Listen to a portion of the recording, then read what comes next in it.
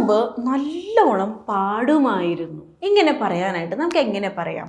ഇവിടെ ഐ ആണ് ഞാൻ യൂസ് ചെയ്യണത് ഞാനെന്ന് പറയാനായിട്ട്. ഇനി ഉമായിരുന്നു എന്നുള്ളതാണ് ഇവിടുത്തെ എന്ത്? പാടുമായിരുന്നു എന്നുള്ളതാണ് ഇവിടുത്തെ ഗ്രാമർ എന്ന് പറയുന്നത്.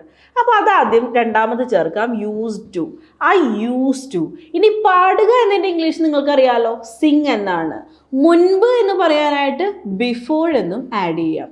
So I use to sing before, അല്ലെങ്കിൽ I use to sing well. നല്ലോണം എന്ന് പറയണമെങ്കിൽ ഒന്ന് വെൽ എന്ന് കൂടി ആഡ് ചെയ്തോട്ടോ. So I use to sing well before. ഇവിടെ നമുക്ക് അറിയില്ലാത്ത കാര്യം എന്ന് പറയുന്നത് ഈ ഉമായിരുന്നു എന്നുള്ള ഗ്രാമർ ആയിരിക്കും പലപ്പോഴും. അപ്പോൾ ഈ ഗ്രാമർ ഇവിടെ യൂസ് ടു എന്ന് കിട്ടിക്കഴിഞ്ഞാൽ ബാക്കിയൊക്കെ നമുക്കറിയാം.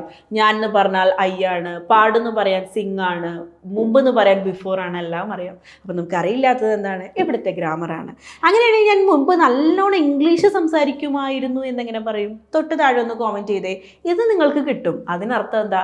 നിങ്ങൾക്ക് ഗ്രാമറും കിട്ടിക്കഴിഞ്ഞ് കഴിഞ്ഞാൽ, സ്ട്രക്ചർ കിട്ടിക്കഴിഞ്ഞാൽ നിങ്ങൾക്ക് അടിപൊളിയായിട്ട് ഇംഗ്ലീഷ് സംസാരിക്കാൻ പറ്റും എന്നാണല്ലോ. അങ്ങനെയാണെങ്കിൽ നമ്മുടെ പുതിയ ബാച്ച് ഈ മാസം തന്നെ സ്റ്റാർട്ട് ചെയ്യാണ് കേട്ടോ. വളരെ സിമ്പിളായിട്ട് ഇതുപോലെ സ്ട്രക്ചറൊക്കെ മനസ്സിലാക്കിക്കൊണ്ട് നിങ്ങൾക്ക് ഇംഗ്ലീഷ് പഠിക്കാവുന്നതാണ്. സോ താല്പര്യമുള്ളവർ താഴെ കാണുന്ന നമ്പറുമായിട്ട് കോൺടാക്ട് ചെയ്യാം.